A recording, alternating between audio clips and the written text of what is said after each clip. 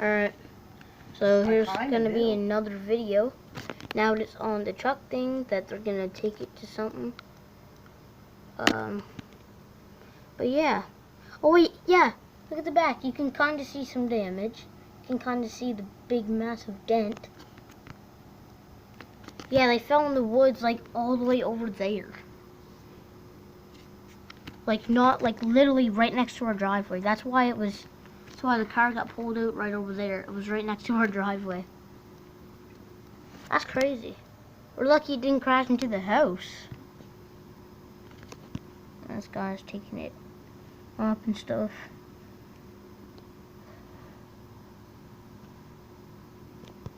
Yeah. Truck fell into the woods. Go watch my other video and you'll see what I mean by it getting took out over there. Well, yeah. Car fell in woods, part 2.